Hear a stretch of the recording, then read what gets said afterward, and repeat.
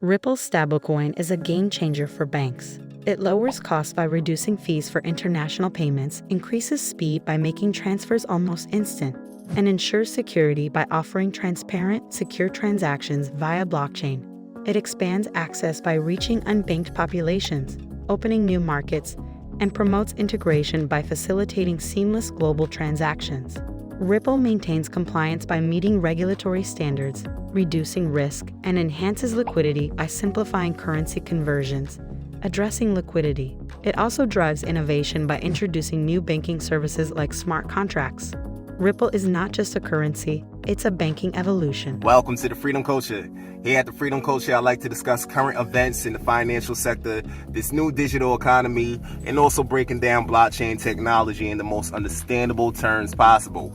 And in my last video, I discussed stablecoins, Tether, US Treasury bonds, Bitcoin, and how they all interact with each other. And since then, news just dropped that XRP is launching their own stablecoin. And this is big news to the establishment. This is a big deal. At first, I couldn't really understand why is this a big deal. XRP actually having a USD stablecoin. I'm trying to grasp the whole concept of stablecoins other than it being backed by fiat currency. Now, with the current state of fiat currencies, it's a little confusing on how would that be considered stable, you know? Like, the dollar is dumping, the dollar is going down. We got countries dumping treasury bonds, we got the BRICS nations, we got, the Jerome Powell playing with the interest rates all the time, and the printing of the money, the inflation.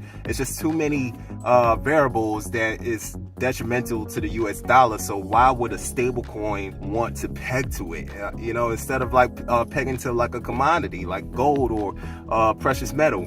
But who knows? This might be a test until, to get to that point. Although I'm not too sure about the USDC now with Circle. Stablecoins like USDC and Tether aim for stability in the crypto world, pegged to assets like the US dollar, but stability isn't guaranteed. The USDC depegging incident, triggered by the collapse of Silicon Valley Bank, is a stark reminder. $3.3 billion of USDC's reserves were affected, causing a temporary depeg from the dollar. This incident not only highlights the risks, but also the resilience of the crypto community as USDC quickly regained its peg. It's a crucial lesson in the interplay between digital currencies and the traditional financial system. Circle is currently in court.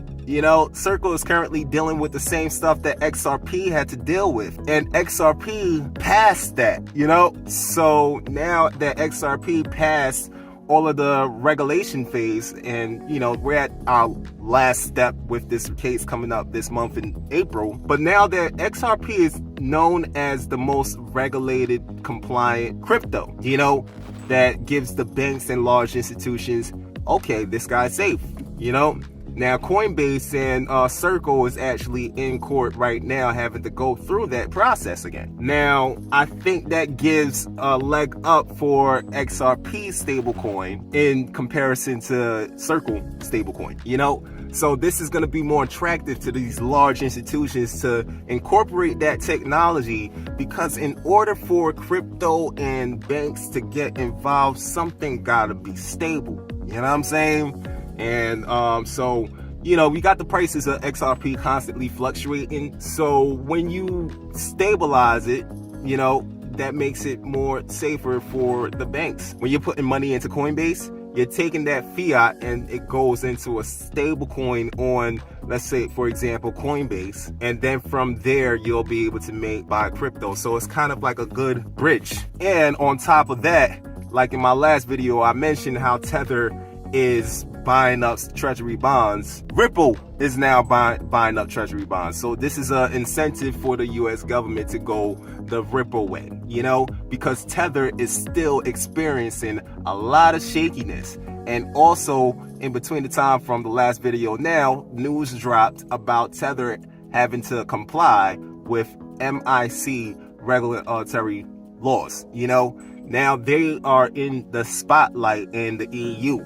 So once that little scope gets onto them, and then they realize like, yo, this is not too ethical over here, it could be a collateral effect. It's going to happen. You know what I'm saying? A lot of people in the crypto community is kind of like, oh yeah, you said this is gonna happen, or it's not.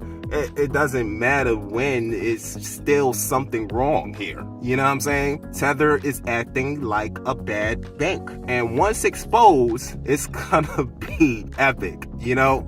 So it's exciting times. It's an exciting change going on. However, it is dramatic. You know, things could go crazy, you know? But check into my latest Patreon. I'll tell you how I'm capitalizing off of these events. You know, to me, XRP and the ISO 222 coins are like the best, safest route, you know, because these are large networks that is compliant to what's the purpose of cryptocurrency? I mean, cryptocurrency's purpose was to be decentralized and this utopia of having your own money.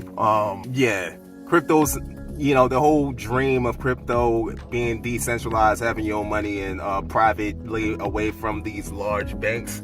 I really feel like it's getting consolidated right now. This whole emerging market is getting consolidated by the big banks right now. But what I advocate is to capitalize off of it before it's too late. You know, if you want to be completely decentralized and off the grid, check into XMR. I'm not going to talk too much on that on YouTube, but if you tap into my Patreon and get at me, we can discuss.